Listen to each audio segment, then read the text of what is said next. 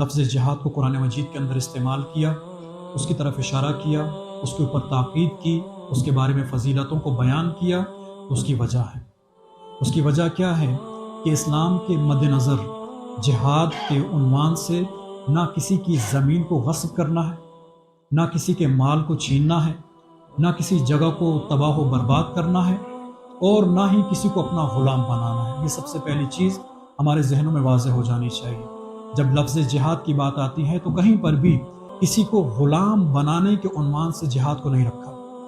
کسی کو تباہ و برباد کرنے کے عنوان سے جہاد کو نہیں رکھا۔ خدا نے یہ ضرور فرمایا وَأَعِدُّوا لَهُم مَّا اسْتَطَعْتُم مِّن قُوَّةٍ وَمِن رِّبَاطِ الْخَيْلِ، اے اہل ایمان، اے مسلمانوں، اپنی قوت کو مہیا رکھو، اپنے آپ کو قوی بنا کر رکھو، اپنے اسلحے کو جمع کر کے رکھو، اپنے ہتھیار کو جمع کر کے رکھو۔ وَمِن رِّبَاطِ الْخَيْلِ، اور یہ جو بندھے ہوئے گھوڑے ہیں ان کو ہمیشہ تیار رکھو، کیونکہ اس زمانے میں جو سواری استعمال کی جاتی تھی جنگ کے میدان کے اندر وہ گھوڑوں کی صورت میں تھی۔ تو یہ خدا کی طرف سے ایک حکم آ رہا ہے، کیوں؟ تُرْهِبُونَ بِهِ عَدُوَّ اللَّهِ وَعَدُوَّكُمْ،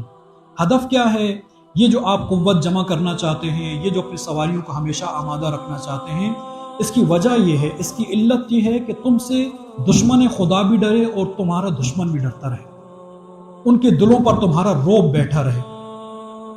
وہ ہمیشہ تم سے خوفزدہ رہیں، اس عنوان سے کہ اگر کوئی ایسی حرکت وہ کریں گے تو ان کو معلوم ہونا چاہیے کہ یہ ہمیشہ آمادہ ہے۔ اب یہاں پر جب لفظ جہاد کی طرف جاتے ہیں عزیزان گرامی، تو جہاد کا مطلب یہ ہے کہ ایسی کوشش کرنا کہ جس کوشش کے اندر تکلیف ہو، جس کوشش کے اندر مشقت ہو، جس کوشش کے اندر انسان کو زحمت اٹھانی پڑے۔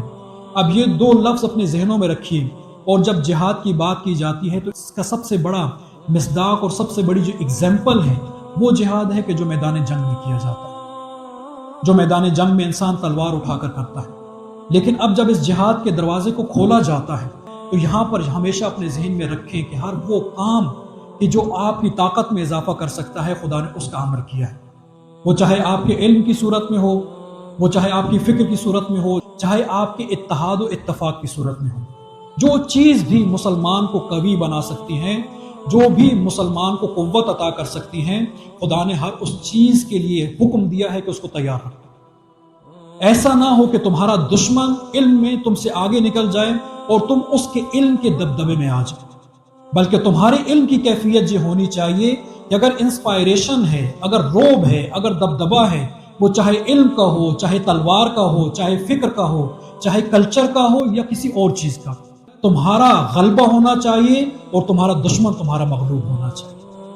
وہ ہمیشہ تمہارے دبدبے میں ہو۔ تو لہٰذا سب سے پہلی چیز جب جہاد کی بات کی جاتی ہے وَأَعِدُّوا لَهُم مَّا اسْتَطَعْتُم مِّن قُوَّةٍ وَمِن رِّبَاطِ الْخَيْلِ، اپنے آپ کو آمادہ رکھو، وہ چاہے کوئی بھی ویپنز ہو، وہ کوئی بھی ایسی چیز ہو کہ جو تمہیں دشمن خدا کے مقابل پر مضبوط کر سکتی ہیں، اس کو لینے کی کوشش کرو۔